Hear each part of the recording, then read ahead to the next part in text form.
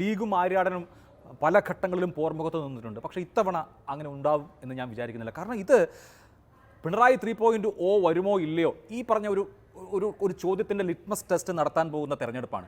അപ്പോൾ ഇവിടെ അതായത് നിലമ്പൂരിൽ പരാജയം ഉണ്ടായാൽ അത് നിലമ്പൂരിനെ മാത്രം ബാധിക്കുന്ന കാര്യമല്ല. ഇത് 10 മാസത്തേക്ക് നടക്കുന്ന ഒരു തെരഞ്ഞെടുപ്പ് എന്ന പ്രാധാന്യമല്ല, മറിച്ച് ഒരു തരത്തിലുള്ള എക്സിറ്റ് പോളാണ്.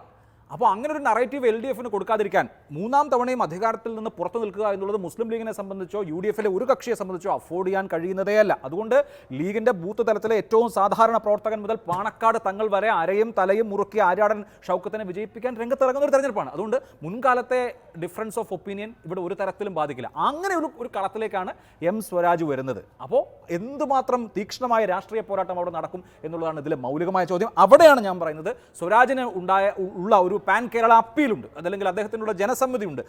പൊതുജനങ്ങൾക്കിടയിൽ ഇയാൾ ഇൻ്റലക്ച്വലായി സംസാരിക്കാൻ കഴിയുന്ന, ഏത് വിഷയത്തിലും സംസാരിക്കാൻ കഴിയുന്ന, ലേഖനം എഴുതാൻ കഴിയുന്ന, അഭിപ്രായം പറയാൻ കഴിയുന്ന ഒരു നേതാവാണ് എന്ന പോസിറ്റീവായ അപ്പീൽ അവിടെ എങ്ങനെയൊക്കെ ഗുണകരമാകും. പ്രത്യേകിച്ച് നിലമ്പൂർ പോലെ നമുക്ക് രാഷ്ട്രീയ കേരളത്തിൻ്റെ പരിച്ഛേദമായി കാണാൻ കഴിയുന്ന ഒരു മുന്നണിയുടെ മാത്രം ഏകപക്ഷീയമായ കോട്ട എന്ന് പറയാൻ കഴിയാത്ത ഒരു മണ്ഡലത്തിൽ സ്വരാജിൻ്റെ വ്യക്തിപ്രഭാവം പ്രതിഫലിക്കുമെന്നാണ്.